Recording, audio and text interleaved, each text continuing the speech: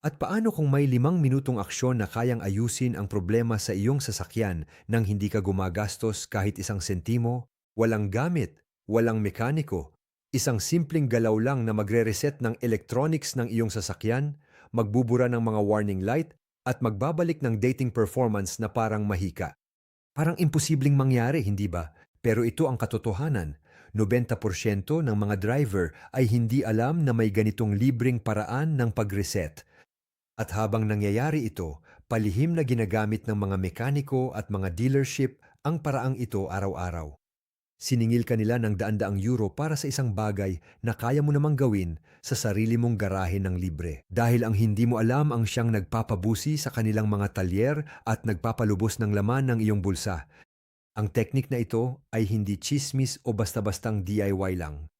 Isa itong totoong proseso na ginagamit ng mga teknisyan para burahin ang mga electronic bug at ibalik ang mga sasakyan sa orihinal nilang kondisyon. At ang pinakamaganda sa lahat, hindi mo kailangan ng diagnostic tool o diploma ng ininyero para gawin ito.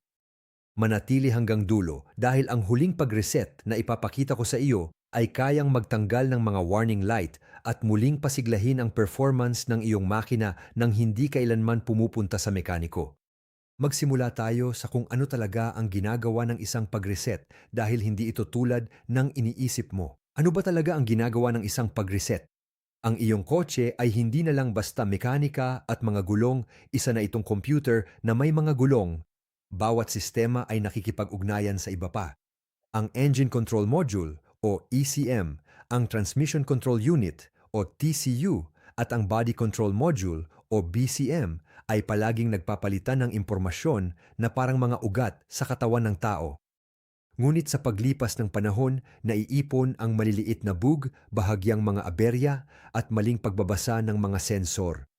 Isang maliit na aberya lang ang maaaring magpailaw ng check engine o magdulot ng kakaibang takbo ng kotse mo kahit wala namang totoong sira. Diyan pumapasok ang pag-reset. Hindi ito mahika, isa itong muling pagsisimula na nag-aalis ng kalituhan, binubura ang maling datos at ibinabalik ang utak ng kotse mo sa mga setting ng pabrika, parang pag-restart ng telepono na naghang. Minsan, isang reset lang ang kailangan para maayos ang lahat. Ngayon, na alam mo na kung bakit ito gumagana, narito kung paano ito gawin ng ligtas. Pag-reset sa pamamagitan ng pagdiskonekta ng baterya. Ito ang pinakamatandang paraan ng pag-reset at nananatili itong pinakaradikal. Gumagana ito sa halos lahat ng kotse na kailanman ay nagawa. Narito kung paano ito gawin: patayin ang makina at tanggalin ang susi. Tanggalin ang negatibong terminal ng baterya. Pagkatapos, apakan at hawakan ang preno ng 30 segundo. Ito ay nagpapalabas ng lahat ng natitirang enerhiya na nasa sistema pa. Maghintay ng 15 minuto, pagkatapos ay ikabit muli ang baterya. Ano ang kakalalabas lang na nangyari? Nabura mo ang volatile memory ng iyong kotse, kaya napilitan ng ECU na matutunan muli ang lahat. Mula sa mga fuel correction hanggang sa idle speed. Maaaring mawala ang mga istasyon ng radyo mo o ang oras, pero makakakuha ka naman ng mas maayos na idle, mas mabilis na pag-start at kadalasan ay mawawala ang mga warning light. Tip mula sa professional, ito ang tinatawag ng mga mekaniko sa loob bilang isang kumpletong restart. Pero hintayin mong makita ang susunod na teknik. Hindi mo na nga kailangan ng kahit anong gamit dito.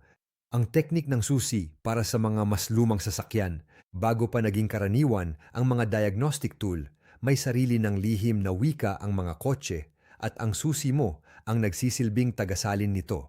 Ganito kung paano ito gumagana. Ipasok ang susi at iikot ito sa posisyong contact pero huwag paandarin ang makina. Ulitin ang cycle na contact patay ng 3 hanggang 5 beses depende sa iyong sasakyan. Obserbahan mong mabuti ang check engine light. Magsisimula itong kumurap ayon sa isang tiyak na pattern, parang Morse code para sa iyong kotse. 3 kurap, isang pahinga, 2 kurap.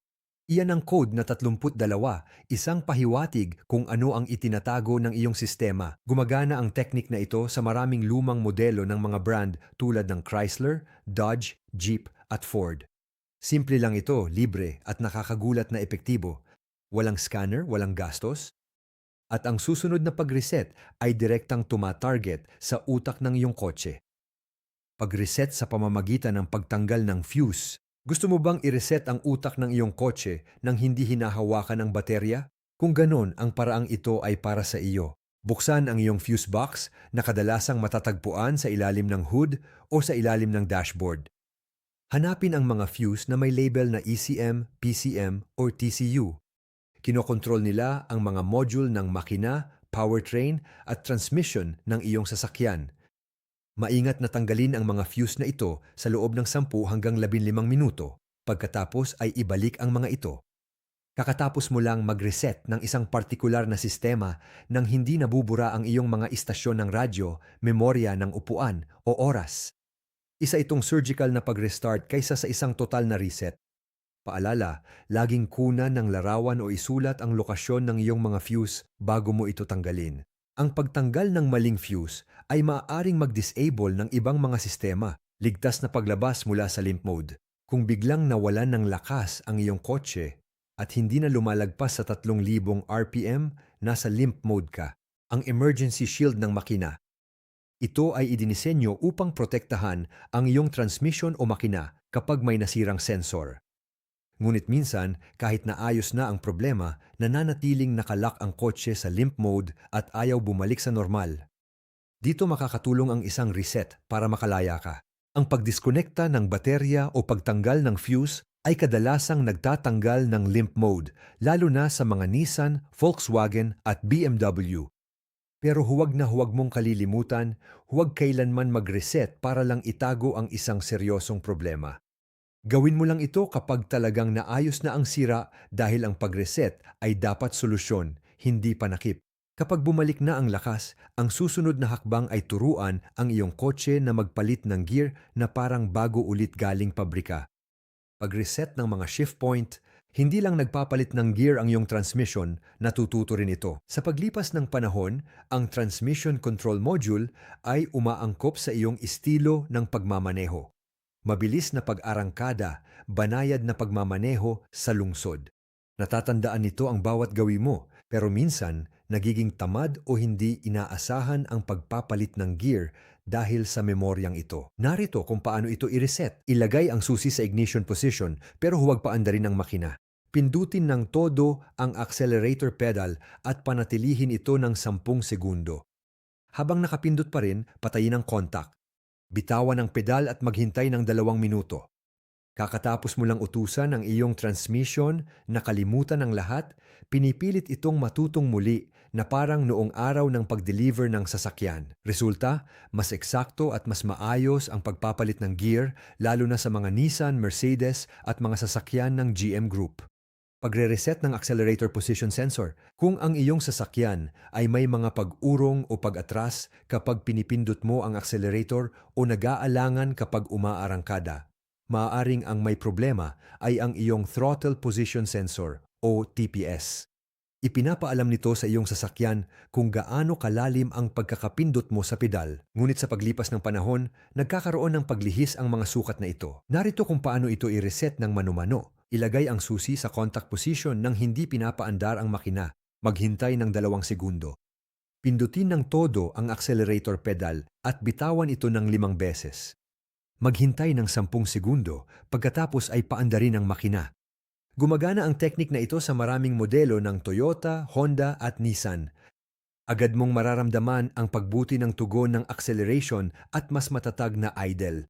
Tip ng eksperto, ang malinis na pag-reset ay katumbas ng mas maayos na makina. Ngunit kapag binura mo ang memorya ng isang kotse, binubura mo rin ang mga nakasanayan nito at kailangan mo itong turuang muli kung paano huminga.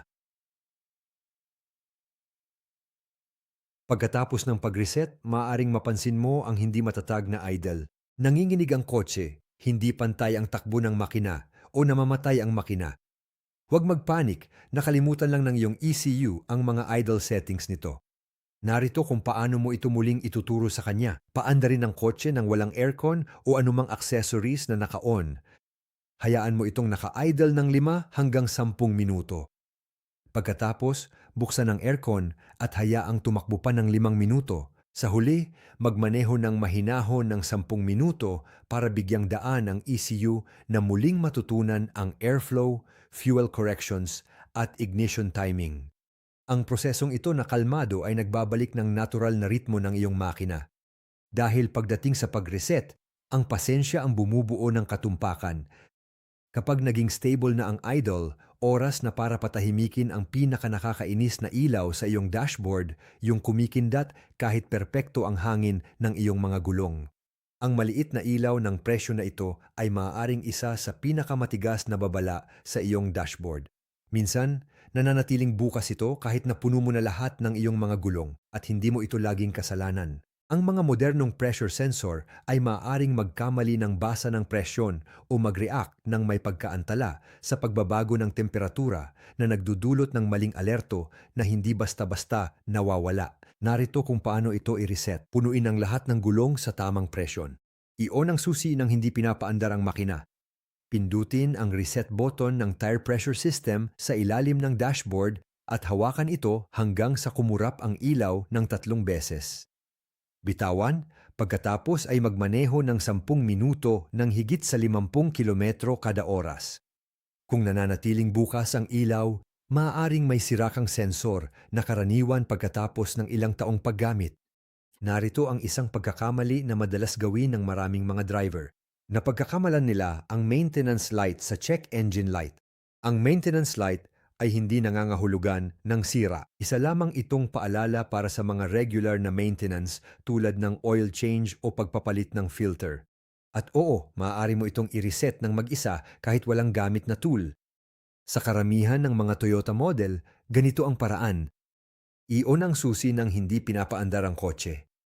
Pindutin at hawakan ang reset button ng trip meter. Patayin ang susi habang patuloy na hinahawakan ang button. Pagkatapos, i-on muli ang susi habang pinagmamasdan ng screen. Kapag nawala na ang mga guhit o nagpakita ng 000,000, tapos na ang pag-reset.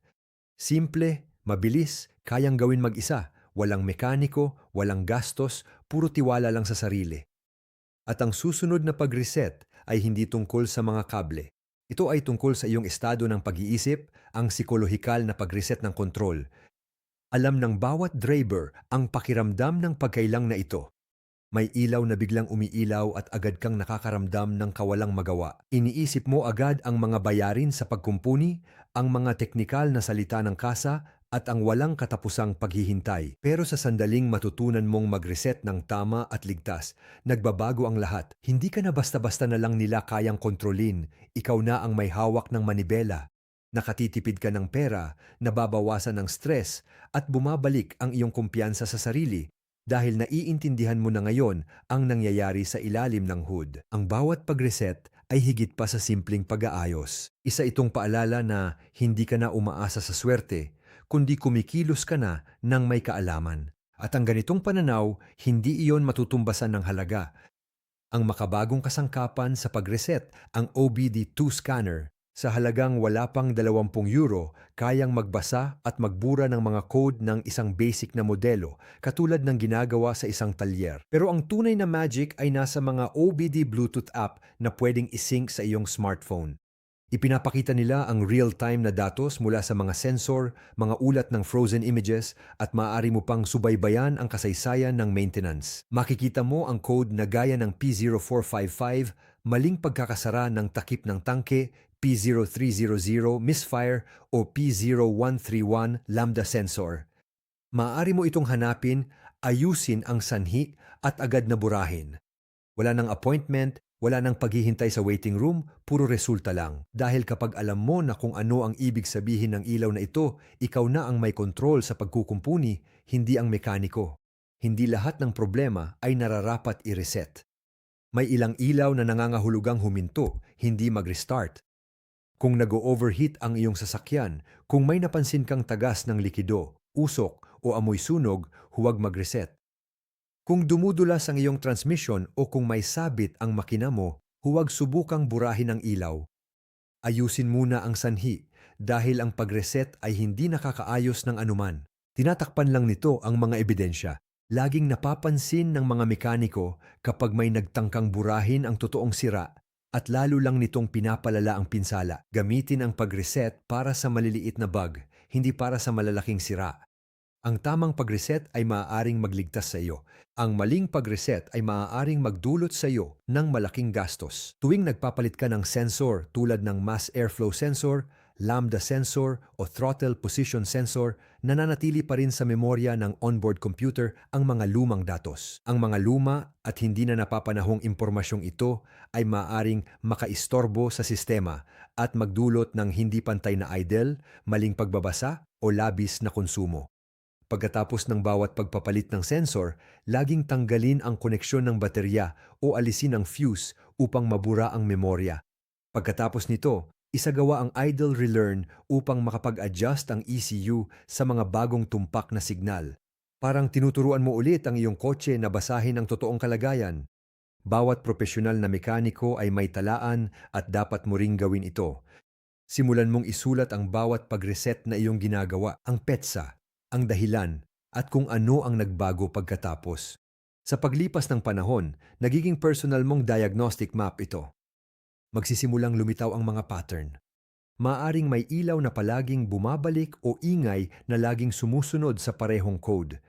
Ganito natutukoy ng mga profesional ang pagkakaiba ng pagkakataon at sanhi. Dahil ito ang katotohanan. Kung bumalik ang problema pagkatapos ng pag-reset, hindi na ito bug, kundi isang realidad na. Ipinapakita ng iyong talaan ang kwento na gustong iparating ng iyong kotse sa iyo. Ginagawa nitong malinaw na mga pahiwatig ang mga tila random na ilaw ng babala. Sundan nito, matuto mula rito at magsisimula kang mag-isip tulad ng isang mekaniko, kalma, may alam at laging isang hakbang sa unahan. Hindi ka na basta pasahero, ikaw na ang may hawak ng manibela. I-reset, matutong muli at kunin ang kontrol. Alam mo na ngayon ang mga lihim na kahit karamihan sa mga auto center ay hindi kailanman ibinabahagi. Hindi lang ito basta mga tips sa sasakyan, kundi mga aral ng pagiging malaya. Dahil sa tuwing nagre-reset ka, pinapatunayan mong kaya mong harapin ang mga bagay na kinatatakutan ng karamihan sa mga driver.